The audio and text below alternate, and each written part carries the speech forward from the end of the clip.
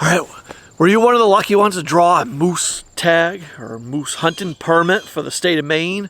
Or are you planning a week-long or 2-week-long moose hunt, like out to Alaska or in Canada or anywhere in the country, in the world? If you're going on a moose hunt and you want to know what you should bring, like what's the list of items that you should bring with you, and what are some really important key things that you should know before going on a moose hunt, then you've come to the right place. This video is for you.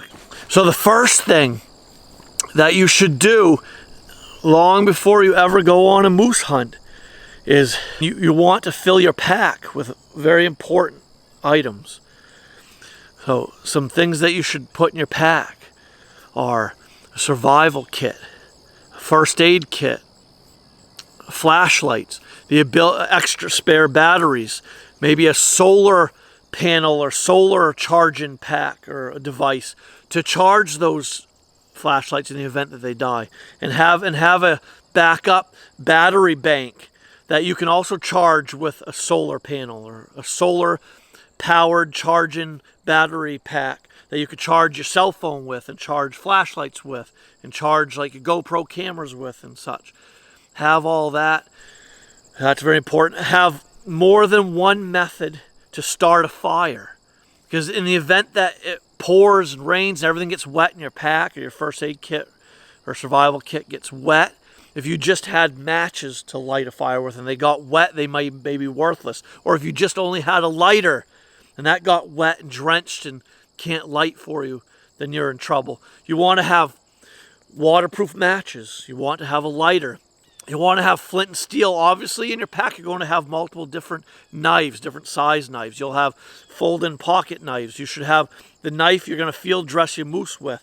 You should have your caping knives. I'm going to get into this a little bit later in the video on caping, on preserving your trophy. We'll get into that in a little bit. So you should have your caping knives, a field dressing knife. You should have knives for quartering the animal, and I'll get into that more later in depth. So you're going to have multiple different knives in your pack. So you should have flint and steel. The knife comes in handy for that, for shaving the pieces, the steel, to make it into your tinder, and then striking your flint. And you should want to have a striker with that flint and steel anyway. So you should have at least minimally 3 different methods to start a fire in the event that you get turned around and lost and you need that emergency fire. Or if you're just camping in general anyway on the moose hunt, it's a camp in a backpack tenting, or it could be a horseback trip into the mountains for moose. Whatever the moose hunt is that you're going on, whatever type of hunting method you're using to go after your moose, you will most likely need a fire. So it's helpful to have multiple different ways to start a fire. And obviously you want to have packable rain gear, an outer shell, a raincoat, rain pants. You want to have a packable rain suit that you pack in your backpack. So let's see. So we've got first aid kit. Obviously in the first aid kit you should have waterproof matches, lighter, flint and steel. You should have a reflective, heated, like type foldable blanket. You should have obviously bandages, sewing thread and needle, Neosporin, like some sort of antibacterial ointment, and so on and so forth. That should all be in your first aid kit. Your survival kit will have all the different lighting, fire starting utensils and tools. What's extremely important that you must have with you in your pack is the ability, something to purify water. You want to bring with you plenty of water and plenty of food and snacks, high energy foods, food that will stick with you and give you lots of energy and prevent cramping and headaches and all that. You want to have the really good food with you. And obviously lots of water, and the ability to you want to have a purifying pump, a water pump that you can pump into water bottles, and that pump should have a filter and a purifier to purify and filter out any impurities and bacteria and such and so forth. I mean, you should have purifying tablet, chlorophyll purifying water tablets that you can put in the water for extra purification.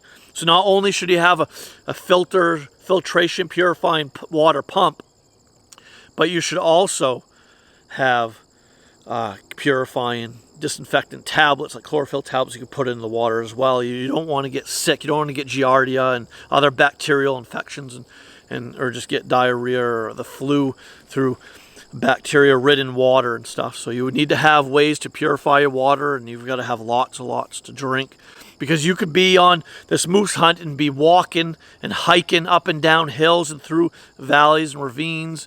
You could be putting on a lot of miles each and every day on this moose hunt, and you're going to need to stay hydrated and have that high energy, like you need to have that food, all the food items that help give you gives you lots of potassium and carbohydrates and fats in there, and that just gives, and some sugars, and all you need your electrolytes, and you just need all those things in your food that will help prevent cramping, headache, and that will give you long-lasting energy for those long treks in the wilderness going after your moose on your moose hunt. That should be number one on your list of things and items you should bring with you on your moose hunt.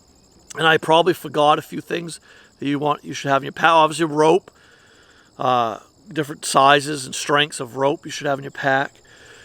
And number two on your list of things you should bring with you on your moose hunt are like moose calls. If you want to be successful, you should have mouth blown type style calls, and you should have probably an e-collar. You should have several different types of moose calls with you in your pack. And also, it wouldn't hurt to have like a moose bomb or moose scent, like some sort of moose attractant scent, and some scent wicks. So in the event that you've gone and you've been putting on miles all morning, midday, you've been hiking, and you've come to an area that just screams moose, and you might find a spot to sit for the evening hunt where the sign is telling you, sit here now, like, hunt here, be here now. And so you might come across that kind of situation when out on your moose hunt, and you might sit it out in ambush and wait on the moose, wait for the bull and the cow and bull to come out to the open and clearing that you found that just screams good moose hunting.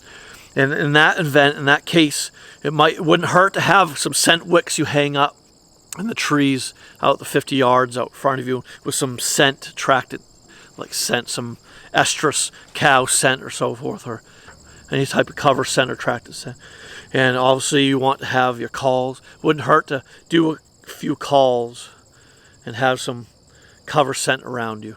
So that's some things that you might want to consider bringing with you. Cover scent, some scent wicks, scent, attractant scents or cover scents, a different type of moose calls. Have all this.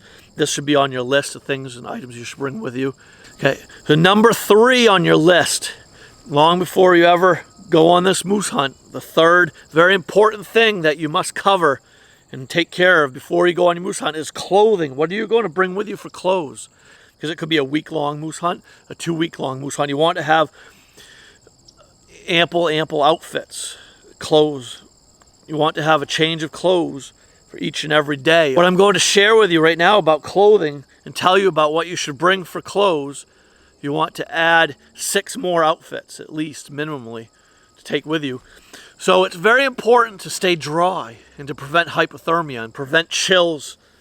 You want to prevent hypothermia and prevent getting cold in the evening and stuff. It's very important to stay dry, to have moisture wicked away from your skin. So you want to have a wicking layer for your feet, your legs, your upper body. You want to have a polypropylene layer, like a silk-like layer, or just the inner layer should be tight-fitting to the body, but wicking. That means the layer draws the moisture and wetness, the sweat away from your skin, doesn't let it cling to your skin, and it helps prevent chills and prevent hypothermia. So you want to have a polypropylene inner layer for your feet, polypropylene sock, and then a wool sock over that. So you'll have 2 different layers for your feet. The wicking layer, the polypropylene wicking layer sock, and then a wool sock. The wool also wicks too, wicks moisture, but the wool you don't want against your skin because it can make you itchy and stuff. And obviously wool even keeps you warm when wet. I don't know if you ever heard this saying, but cotton kills. Have you ever heard that? Just let me know in the comments below if you ever heard this before. That cotton kills. If you're a hunter, an outdoorsman, if you're a backpacker, a hiker, a hunter, and you hike into the backcountry in the woods and the mountains, and you run the risk of potentially getting lost and stuff in the wilderness, then you may have heard this before, that cotton kills. Cotton takes forever to dry. Cotton doesn't wick moisture, draw moisture away from your body, and you'll get still cold. You'll get cold and shiver and still get hypothermia wearing cotton clothes, cotton layers in the event that the cotton gets wet. So cotton kills. Have you ever heard that before? Let me know in the comments before if you ever heard that before. And also, what I was saying was wool. Wool still keeps you warm. It wicks moisture away from the body and keeps you warm when wet. And wool dries quickly. Wool, polypropylene, wool, fleece, all that dries quickly and draws moisture away from your body and keeps you warm even when wet.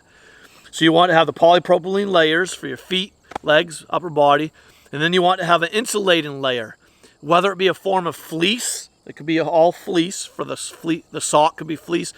You could have fleece pants over your polypropylene layer. You could have fleece upper layer, or you could be all wool, either or. And then you want to have your outer shell. You want it to be a shell that's somewhat quiet, though. You don't want it to be a noisy material for your outer shell, so you're not making all that noise and drawing attention to yourself, because you're on a hunt. You don't want that moose, that bull moose, hearing you over there 50, 60, 80 yards away getting ready to shoot. You don't want to have a rustling jacket, clothing that, like this shirt here is quiet.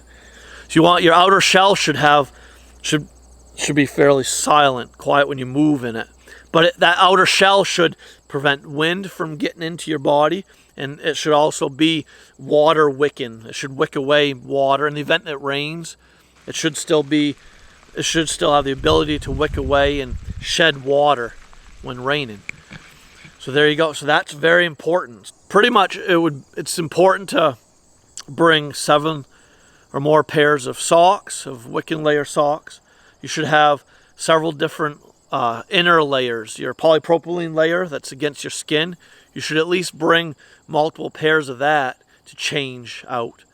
But your insulated layer and your outer shell, you don't need to have multiples of them. You don't need to have 6 or 7 pairs of outer shell, 6 or 7 pairs of insulated layers, but you should have at least 7 pairs of wicking layers, because that was against your skin. You've been sweating in it all day, and it's been wicking the moisture and sweat and BO off your body. That's going to be a stinky layer. That layer you might want to rinse and wash in water in a stream nearby and hang to dry, and then change into a fresh dry wicking layer.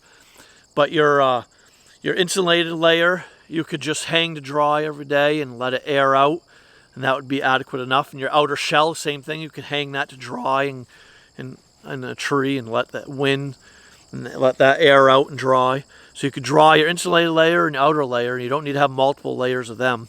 But it's very important, obviously, to have multiple pairs of underwear, multiple pairs of socks, and multiple pairs of wicking layer, inner layers to change out frequently throughout your hunt, so that way you're not holding on to that BO and stink, the body stink. So you can be as scent free as possible. All right, so you're looking at your list. You've got that long list of things that you wrote down that you should take with you on a moose hunt, and things you should do to prepare long before you ever go on this moose hunt. And the 4th thing you should have on that list, and it could be in no particular order, obviously. The 4th thing could have been the number 1 thing you went over. Obviously, this is just my take on this, but you could have your list in whatever order necessary that works for you.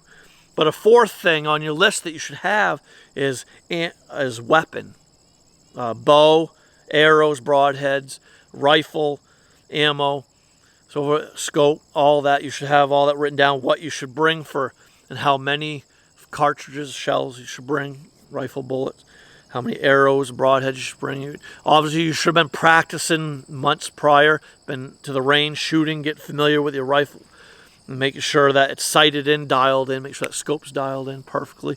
And you should have been shooting your bow and sighting in your bow and getting that all dialed in, ready, and tuning your arrows if that's something you do, and making sure that the broadhead tipped arrow flies straight and true out to at least 40 plus yards, 40 and under at least. You should have been practicing religiously every day for months prior to your moose hunt, and get familiar with your weapons before you go, so that in the moment of truth you don't choke, you don't mess up, that you want that shot to be straight and true, and you want it to be an ethical, clean kill shot. Put that moose down.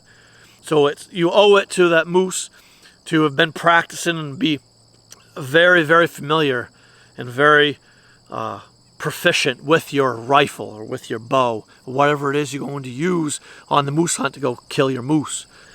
So the fifth thing on your list that you should have on there is maybe what you're going to do to stay scent free. What should you do with all your clothing before you go on your moose hunt, before you go on any hunt, before you go deer hunting or moose hunting or elk hunting? You should wash all. Some things may have to be hand washed. Some things may have to be washed on gentle cycle in the washer. But it's important that you do a clean water rinse of your washer with scent away detergent, and you want it to be a detergent with no dyes. It's got to be a non-scented, scent-free laundry detergent with no dyes. You want your clothing to be scent-free for a long duration, for a long time. So be careful what type of detergents you use. You want laundry detergent that's scent-free, that's going to get rid of all the UV brighteners in your clothes. You don't want to have any UV ultraviolet brighteners or dyes or anything that's going to be shiny when the light shines on you. You don't want to be a sparkly, glittery thing out there in the environment that's not natural in the environment, that's going to alert that moose, alarm that moose, and know that you're there. Hand wash your backpack in a tote. Hand wash your pack with that same detergent. Hand wash all of your gear.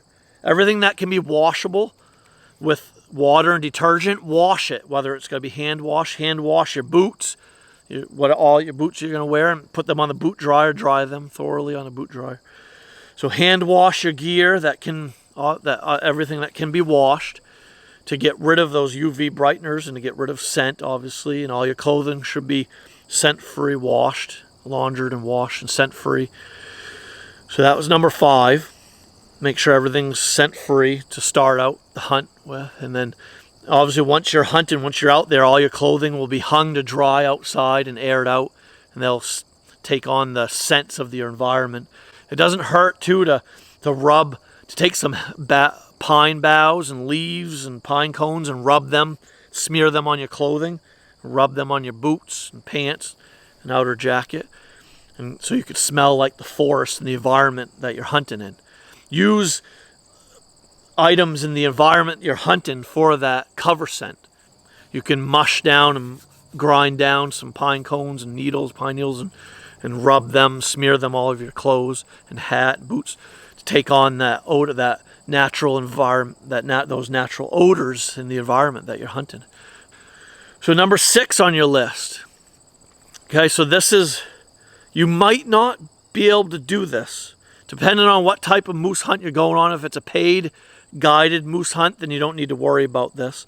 But if this is a do-it-yourself moose hunt, then I advise that you save plenty of funds, so you have put away money, and you take off time from work months in advance before you ever go on this self-guided, before you go on this do-it-yourself moose hunt.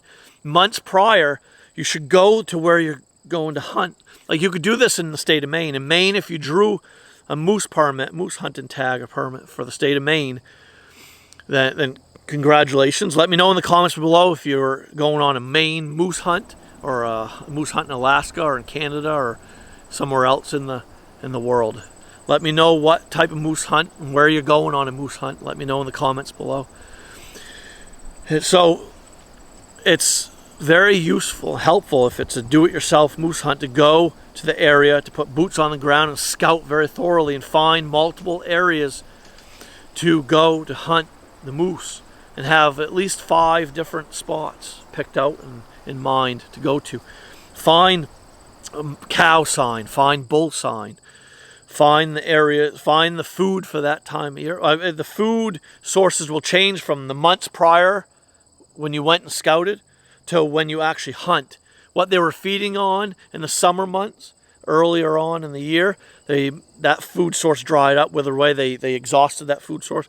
They're going to switch to a different food source that might be out in the cuts or in the ponds, streams. They're going to shift throughout the season based on availability of food sources. So you need to go and scout the area, put boots on the ground, find all the different food sources that the moose were eating on. Then what they will most likely be feeding on at the time that you're on your hunt. That's going to, and take note of that, key in on that, find all the different areas with all the food sources that the moose are focusing on in the fall, for your fall moose hunt, and have like a whole handful of different spots to go to. So you want to find the moose scat and the tracks and the brow sign, and find the food sources and food items that they're feeding on there, that they're going to be feeding on at the time of your hunt. And so yeah, it's very important to do your thorough scouting. You can do scouting in the comfort of your home with onX, the onX app, with aerial photos and maps, and all your different layers that you can put on your onX app, or other mapping apps and stuff that you may have on your phone or on your computer. You can put on those topographical layer, put on the aerial photo layers. You can put on your layers to see your contours of the geography of the land, so you can see those steep slopes and those ravines and ridges, and so you can see those mountains and hills and those meadows and valleys and fields and streams and ponds and lakes.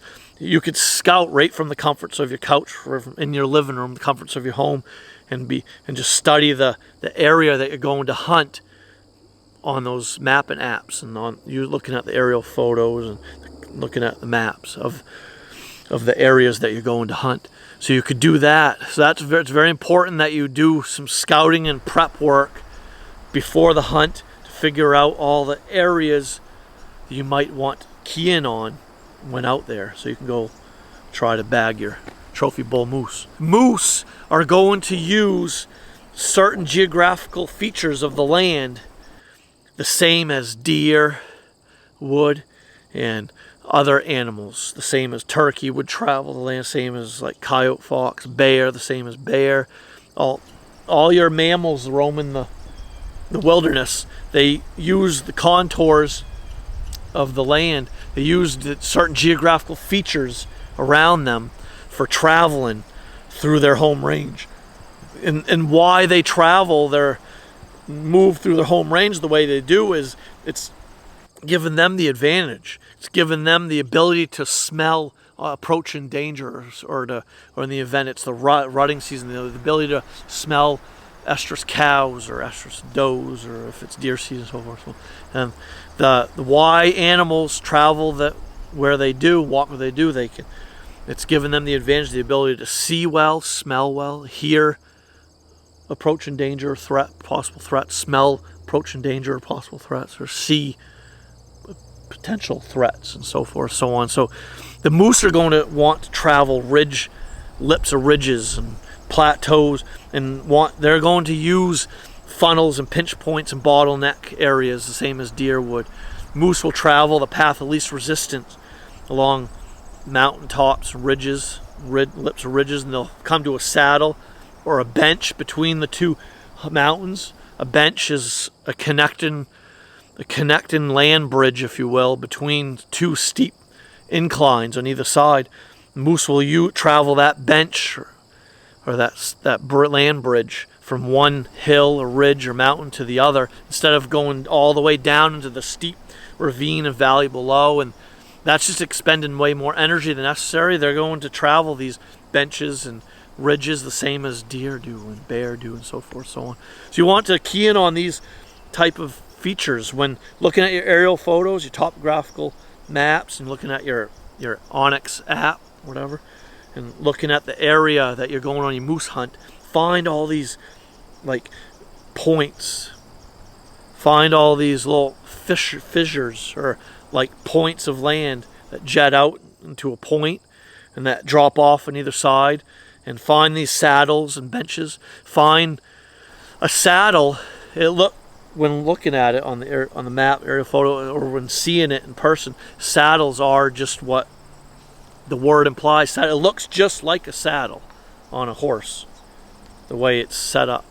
And pinch point bottleneck areas are great to key in on. Like the moose are going to take the path of resistance instead of climbing up and over big steep incline or hill or mountain to go from this side to the other. They're going to rather travel in between two steep slope inclines. They're going to pinch point bottleneck themselves in these little funnel-like areas between two different hills or mountains or ridges. And deer do the same thing. You want to key in on areas like that. Those are good places to like ambush moose if the sign is good. If you've done your scouting and you know that the moose are coming and going through this area, that could be a good place to focus on. All right, so the 7th thing that you should have on your list, or the 7th item, a thing you should be thinking about and kind of preparing for long before you go on your moose hunt, is how are you going to get your moose out? Once you shoot one and you find it, you recover it, it's down, it's there, laying there in front of you, what are you going to do next? How am I going to get this 1,000-pound animal out of the woods? So you've got to have several different methods or ways to go about that. At least 2 different ways that you can take care of that moose and get that moose out. The number one thing that most moose hunters think about is quartering and packing out. You want to buy those cloths, those bags that you can bag meat up in. So it's important to bring lots of those meat preserving, meat storage bags that backpack hunters can take with them to quarter out their animal, to pack the meat out, to have plenty of them with you. So you can quarter all your meat, quarter your shoulders and your back strap, your neck meat. You can quarter up all your meat on your moose and bag it up in those meat storage bags and pack out your moose. So you can quarter, bag, and pack out your moose. That's one way. It's very important that you watch some videos on this and read instructions and watch instructional videos on how to properly quarter and pack out your moose. That's one way you can get your moose out. Number 2, another way you can get your moose out of the woods, if you're not too far off the beaten path, off the road, you can bring a trailer and four-wheeler with you with a winch and plenty of chain and tow straps. A lot of times you can get a four-wheeler out to the moose and put your tow strap and chain or rope around the moose and use the winch on the four-wheeler to inch that moose forward. Keep backing up and pulling the moose little by little until you get to the road and to the trailer on the back of your truck. You can get your moose out that way with four-wheeler, winch, tow strap, so forth, so on. Jason and Josh, on a moose hunt that I went on, Josh and Jason cut out a bed liner, an old GMC bed liner, took the plastic bed liner out and attached a wooden beam to the front, folded the front end of that bed liner down over the wooden beam and bolted that all together and bolted a chain to the front of that so they can attach a tow strap or more rope or chain to it, and obviously attach that to the back of a four-wheeler. And what we did was, once we got the bull down, 2 or 3 of us hoisted up the head and neck and front shoulders of the bull, while the other guys pushed that bed liner up under the front end of the bull. We got the front end of the bull onto the bed liner, and then we strapped that moose down and secured that moose to that bed liner, and then attached the bed liner to the back of the four-wheeler, and we were able to get the moose out that way. We were able to haul the moose out after it was field dressed with the four-wheeler up through the old skidder trail, the logging trail. Skip took his chainsaw to cut away some saplings and things and small trees that were in the way to make a nice clear path for the four-wheeler up the old skidder trail. But a lot of times where you're moose hunting, you're in country where there's been logging, lots of logging. There's a lot of old skidder trails that are grown up and old clear cuts, old 3, 4, 5-year-old cutovers and stuff, so forth. So a lot of times you can get a four-wheeler with a winch and tow strap stuff into your moose and pull your moose out that way. So that's one way you can get your moose out. So that you should study up be proficient on knowing how to get your moose out of the woods. You should have at least 2 different methods that you're comfortable with to get your moose, all your moose meat and your moose rack and cape and stuff out of the woods. Whether it's quartering and packing out the moose, or whether it's using a 4-wheeler or an old bed liner and beam and chain and tow strap and 4-wheeler and chainsaw and all that to get your moose out of the woods. So on your list, you should have field dressing knife. You should have knives to quarter, to skin and quarter and pack out your bull moose, to pack out all the meat and stuff. And you should have caping knives, everything you need to cape the trophy cape off of the skull completely, 100% off the skull, to cape out the ears, around the eyes, nose, lip line, and all so on and so forth. And you should have with you everything you need to preserve that cape in the event it's warm. You don't know if it's going to be real warm. On a week-long moose hunt, it could get warm and spoilage could set in. You could end up losing your trophy cape due to spoilage, and you could get hair slippage and stuff and so on. If you don't do what you should to preserve that cape and to prevent it from spoiling. You should bring with you pickling salt, a whole big bag, like tons, several pounds of pickling salt. You should take with you to keep that pickling salt from getting wet and drawing in moisture, because that will clump up and then it won't be any good. You want the pickling salt to draw the moisture, the blood and moisture and wetness away from the cape, the skin side of the cape. So how you first start caping out your trophy off the skull is you start at the nose end, start on the lip line. You got to cut, and you want to leave plenty of skin for the taxidermist. You just take your scalpel and you slice off the skin away from the jawbone, or up just above the teeth line, just above the teeth. Slice away the skin, loosen that skin all around there, and fold the nose down towards the eyes. Once you get the skin and lips and nose folded down off the jaw, off the snout of the moose, then you can turn it over and you do your Y incision on the back. You want to cut from the burrs down, do an incision from the base of the burr this way, and on the other side, an incision from the base of the burr this way, and then an 8-inch cut this way. You make a Y incision, a Y cut. You go up the neck about 8 inches up the neck, and then veer to the right to the base of this burr, and then go left to the base of this burr, and you make your Y incision, Y cut. And then you can peel that and start peeling away the skin away from around the burrs. It helps to have a screwdriver.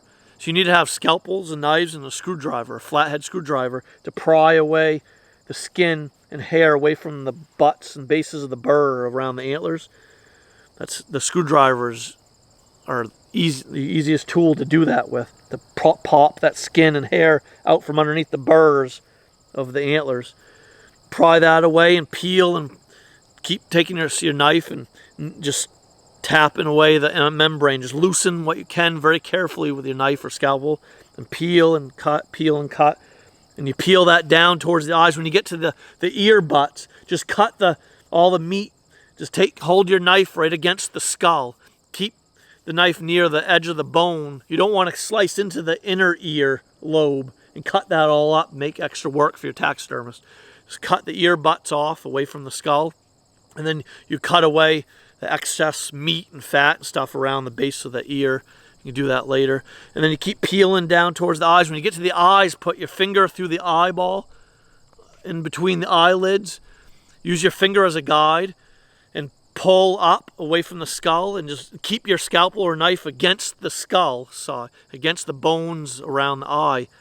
Don't angle the blade of your knife towards the eyelids in the eye. You might slice and cut the eyelids by accident, and you're going to cause much more work for your taxidermist. But keep the blade of the knife or scalpel against the bone of the eye and towards the skull, and while having your finger in the eye socket and pulling up, stretching the skin and membrane up, just very carefully pull and cut away from the eye socket and bone, And then with the finger in the eyeball, where you can see the tip of your finger in that membrane, very carefully take your scalpel or the blade of your knife and slice a little slit or hole in that membrane right at the tip of your finger, and then you can open up that eye socket. So do that to each eye, and keep peeling away and pulling down towards the nose. Eventually it will all free up, and then you could pull that cape completely 100% free off of the skull, and then you've got your trophy cape all free from the bone and skull. And then that can cool properly, and then you rough flesh it, cut away any meat and fat and membrane that you can away from the cape, just very quickly. And then take that pickling salt and rub that pickling salt on the skin side, flesh side of the cape, and stretch it out, stretch and rub that salt into that cape, and let that salt, that pickling salt, do its job, drawing away all the blood and moisture away from the skin of that moose. It's going to set that hair to prevent the hair from slipping and prevent spoilage. Pickling salt is a hunter's and taxidermist's best friend. It prevents bacteria growth, it stops bacteria in its tracks, and it prevents hair slippage and spoilage. It just preserves your skins and your capes very, very well. And just so pickling salt is your best friend in this case, in this situation. When on your trophy bull moose hunt, you want to preserve that cape, prevent it from spoiling, and prevent from getting any hair slippage. And so that's how you go about that. It's very important that you stretch out your cape on a slope, like a slight slant incline, and before you rub your pickling salt into the cape. Because all the moisture, that pickling salt's going to draw the blood and moisture, dampness away from that cape off of that skin, and that moisture is going to run downhill naturally. So you want to have it at a slope, a slant, let it drain, let it dry up, let the moisture come out of that skin, and let all that blood and moisture and stuff drain off of the cape on the downhill side. And then you after several hours, you could scrape off that pickling salt, shake off the excess salt and moisture, and rub another layer of pickling salt into this cape. You're going to want to do that like 2 or 3 times. Let the pickling salt draw moisture and blood and everything off of that cape. And after a couple hours, scrape it off, shake it off the old salt, and rub in more new, fresh pickling salt. Do that about 2 or 3 times, then you're all set. Then you've preserved that cape, and if you've got that cape in a stable state, it's not replicating bacteria, you've prevented spoilage, you don't have to worry about hair slippage and hair falling off the cape, and you're going to preserve that cape so you can get that trophy bull mounted. And so it's very important to cool the moose, obviously cool your meat and cape right away, get it cooled down quickly, get it skinned and get it quartered, field dressed, quartered, do whatever you're going to do. If you're packing out your moose meat, then you want to, once you recover your bull moose, you've got it down, you found it, you field dressed it, then begin the process of skinning the one side and quartering the one side and getting that meat in its cheesecloths or bags. That will help keep the flies off and so forth, so on. Tie up all your quartered meat in the bags and get it strapped to your pack.